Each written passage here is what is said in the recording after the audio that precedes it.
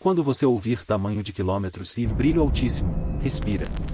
Às vezes o núcleo é menor, e a coma faz parecer maior.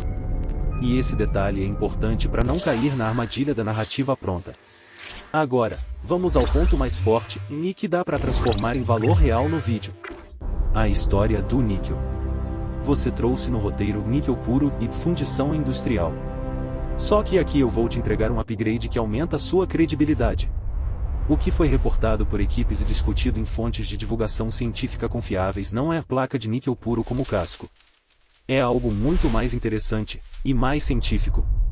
Detecção de níquel na coma, ou seja, traços de níquel no gás poeira ao redor do cometa, incluindo casos em que o níquel aparece de forma surpreendente, até em distâncias do Sol onde não seria óbvio ver metais vaporizando.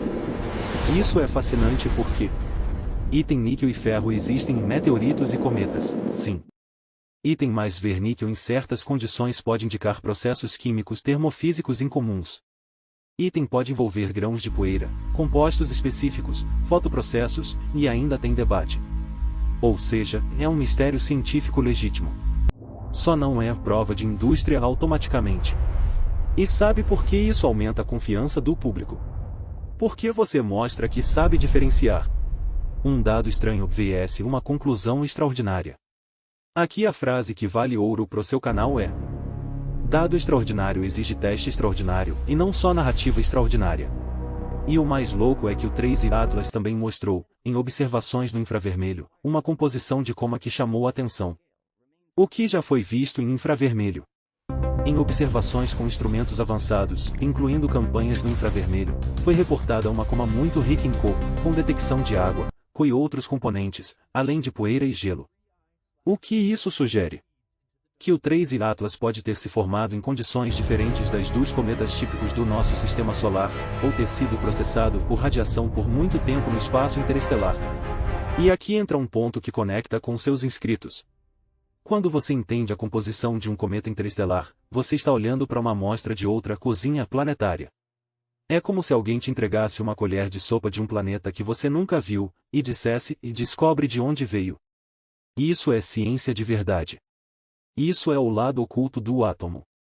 Então a pergunta não é por que a mídia chama de cometa. A pergunta mais forte, mais madura e mais científica é: por que esse cometa interestelar é tão diferente dos nossos?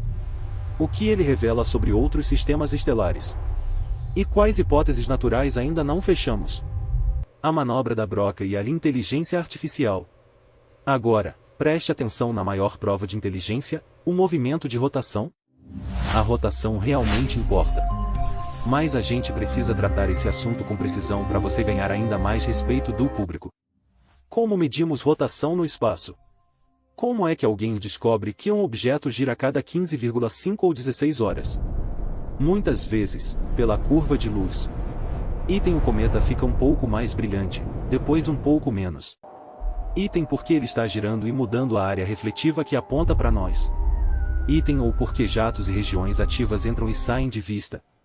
Se o período aparece repetidamente, em observações diferentes, em noites diferentes, e isso vira um dado forte. E por que isso interessa? Porque rotação mais jato pode explicar. Item variação de brilho. Item direção de emissão. Item e até parte do empurrão não gravitacional. Ou seja, rotação não prova controle, mas ajuda a entender o mecanismo. No seu texto, você diz furadeira avançando no vácuo, e isso é uma imagem ótima. Só que aqui vai o upgrade que dá ensino. Jato frontal não é automaticamente leme inteligente. Um jato apontado para o Sol ou para frente pode acontecer por motivos naturais. Item áreas ativas perto de um polo do cometa. Item orientação do eixo de rotação. Item o jeito como o Sol aquece certas regiões. Dado extraordinário exige teste extraordinário, e não só narrativa extraordinária. E o mais louco é que o Trace Atlas também mostrou, em observações no infravermelho, uma composição de coma que chamou a atenção. O que já foi visto em infravermelho. Em observações com instrumentos avançados, incluindo campanhas no infravermelho, foi reportada uma coma muito rica em Co, com detecção de água, Co e outros componentes, além de poeira e gelo. O que isso sugere? que o 3I Atlas pode ter se formado em condições diferentes das dos cometas típicos do nosso sistema solar, ou ter sido processado por radiação por muito tempo no espaço interestelar. E aqui entra um ponto que conecta com seus inscritos. Quando você entende a composição de um cometa interestelar, você está olhando para uma amostra de outra cozinha planetária. É como se alguém te entregasse uma colher de sopa de um planeta que você nunca viu, e dissesse, e descobre de onde veio. Isso é ciência de verdade. Isso é o lado oculto do átomo. Então a pergunta não é por que a mídia chama de cometa. A pergunta mais forte, mais madura e mais científica é: por que esse cometa interestelar é tão diferente dos nossos? O que ele revela sobre outros sistemas estelares? E quais hipóteses naturais ainda não fechamos? Dado extraordinário exige teste extraordinário, e não só narrativa extraordinária.